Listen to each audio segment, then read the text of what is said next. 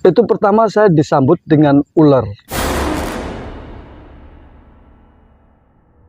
Nah itu tiba-tiba tuh di pintu 2, di pintu depan itu, kanan kiri. Kalau kamu tamu baik, tinggal di sini nggak apa-apa. Tapi kalau tamu jahat, tolong ini bukan duniamu.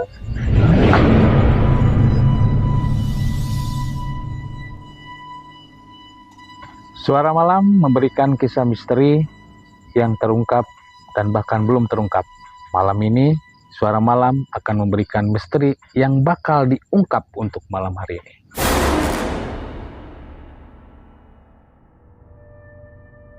Kesempatan malam hari ini, seperti biasa, Suara Malam akan menampilkan narasumber. Selamat malam, Pak Sukat. Selamat malam, Bapak Ali. Alhamdulillah, Pak Sukat sehat?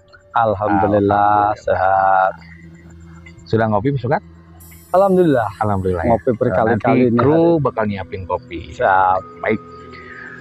Di kesempatan malam hari ini, narasumber kita akan mengungkap suatu misteri yang dialami beliau sendiri, ya, bukan orang lain, beliau sendiri. Nah, tanpa berlama-lama, seperti biasa untuk para penggemar atau para penonton, siapkan dulu sesajennya, kopi, cemilan, dan lain-lain biar bisa konsentrasi untuk mendengarkan cerita di Suara Malam. Baik, silahkan Pak Sukat. Malam ini kita akan bercerita tentang apa? Oke.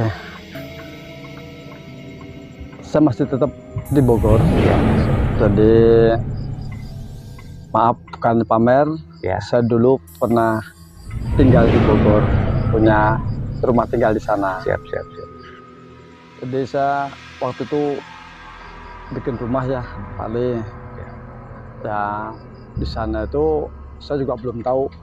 Maklum waktu itu saya masih baru di sana. Ceritanya saya beli tanah apa segala macam. Nah sekian bulan sekian tahun ceritanya rumah udah jadi. Nah itu saya sering ngomong sama istri saya, ayo pulang gitu kan, ayo pulang ke Bogor.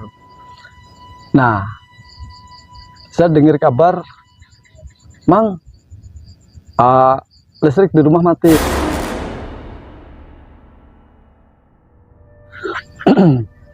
Nah pas kebetulan udah berapa hari itu gelap. Akhirnya saya pulang ke sana, kan listrik masih token. Tempatnya gelap.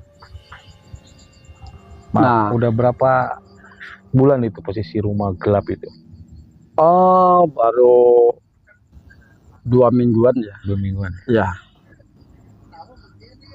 Nah, setelah 2 minggu, ceritanya saya datang tuh Pak Ali, datang ke sana. Begitu masuk, kebiasaan saya ke rumah itu selalu mengucapkan salam. Assalamualaikum warahmatullahi wabarakatuh. Nah, itu kewajiban seorang muslim. Ya. Itu memang keadaan gelap. Nggak kelihatan apa-apa ya? Ya, remang-remang lah. Nah, itu pertama saya disambut dengan ular. Kelihatannya kayak ular welang. Orang ulang. Iya. Nah, anehnya ular welang itu ada 2.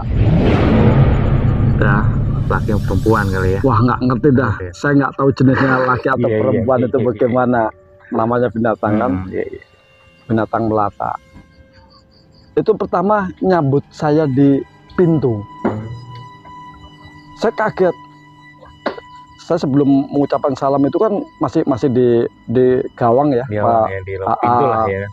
Sebelum pintu. Belum pintu. Nah itu tiba-tiba tuh di pintu 2, di pintu depan itu, kanan kiri. Rupanya ada tamu. Saya jawab, kalau kamu tamu baik, tinggal di sini nggak apa-apa. Tapi kalau tamu jahat, tolong ini bukan duniamu.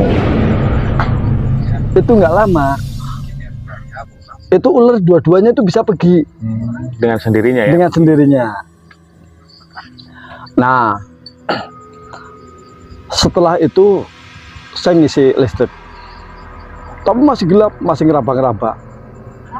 Di jendela lagi ada lagi Ular tersebut. bukan ular. Oh, bukan. Jadi kurang lebih sekitar jam 8:30, 9 itu burung hantu. Itu kedua kali burung hantu di jendela, Di jendela. dengan hari yang sama, dengan waktu yang jam yang hampir berbeda. Ya. Ya, itu burung hantu itu melihatin saya terus, kan masih ngeraba-ngeraba Ya. pakai senter lah ya, cuman kan saya nggak ngeh kalau itu ada burung hantu. Matanya bulat gitu, keliut gitu kan. Nah, udah tuh balik. selang berapa kemudian, ya udah, ini bukan tempatmu, ini tempat nyata. Kalau emang kamu tamu baik nggak apa-apa, silahkan aja. Tapi kalau jahat jangan tinggal di sini. Saya bilang gitu. Nah, akhirnya saya nginep di situ. Itu kurang lebih sekitar jam 2. Itu saya nggak tidur ya. Itu di belakang rumah itu ada sumur. Tiba-tiba ada suara, entah itu dilempar batu, entah dilempar apa, saya nggak ngerti. Sumur itu bisa bunyi belang. Tapi Astagfirullahaladzim. nggak ada yang ngelempar, itu nggak ada. Saya kan kaget, saya beraniin diri. Oh. Saya beraniin diri. Begitu saya lihat, kok nggak ada apa-apa.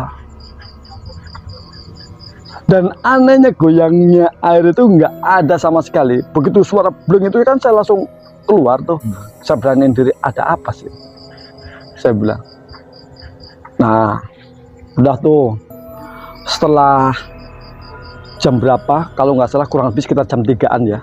Jam 3-an. Jam 3-an ada suara. Gluduk. Kayak ada orang jalan. Dung.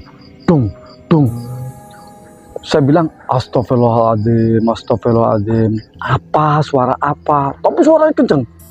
Dung. Kayak orang apa ya? Kayak zaman dulu ada film raksasa itu loh. Iya. Dung. Saya perhatiin suaranya ada di belakang, samping sumur lagi.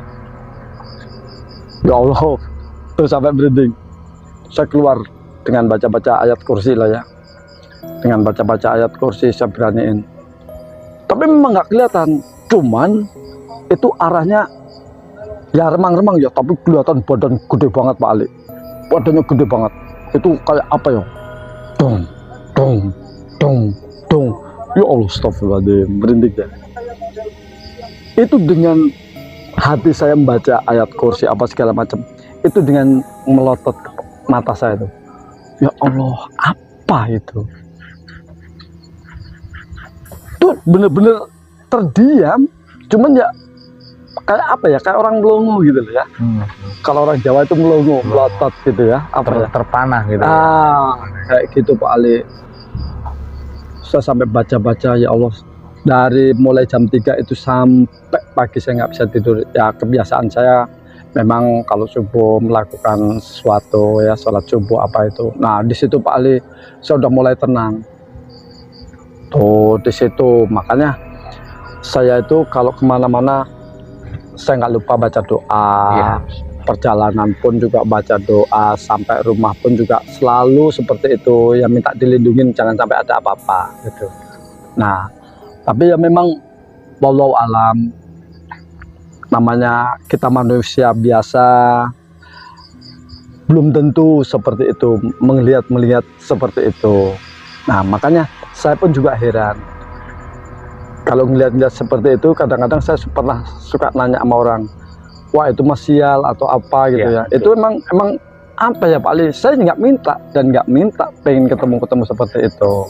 Kalau dibilang Seperti ketemu itu. situ dibilang sial, enggak sih Pak. Bahkan orang dibilang bahwa ada dua hal, dalam artian itu memang dikasih kelebihan, kita bisa ngelihat karena tidak semua orang bisa ngelihat. Betul. Yang keduanya ya bisa juga itu sebagai anugerah sebenarnya, bahwa di sekitaran kita itu memang, apalagi seperti di rumah itu memang ada penghuninya, ini saya gitu loh penghuninya gitu. Biasanya seperti itu ya. Dibilang apa sih, kalau menurut saya tuh nggak kesana lah ya kan. Karena saya bilang kan di Suara Malam ini itu mengungkit semua hal yang belum terungkap. Jadi ini merupakan suatu cerita yang orang jarang alami ya. Betul. Jadi sekali lagi buat Suara Malam, ini merupakan cerita yang memang harus diceritakan ya Pak. Ini pengalaman Bapak, meskipun udah lama tapi diceritakan kembali, ya itu suatu pengalaman yang berharga. Terima kasih Bapak Sukat. Mudah-mudahan Bapak selalu sehat selalu. Amin. Ditunggu episode berikutnya, cerita berikutnya di Suara Malam ya. Oke, malam semakin dingin, suasana semakin rada merinding dikit lah ya. Tapi Suara Malam tetap bakal selalu memberikan suatu misteri yang bisa menarik, bahkan bisa menjadi pengalaman buat kita. Terima kasih buat semuanya, terima kasih buat kru yang sudah bersedia atau menyiapkan ini semua. Terima kasih buat semuanya. Salam Suara Malam yang bakal mengungkit semua cerita tentang misteri. Assalamualaikum warahmatullahi wabarakatuh. Waalaikumsalam warahmatullahi wabarakatuh.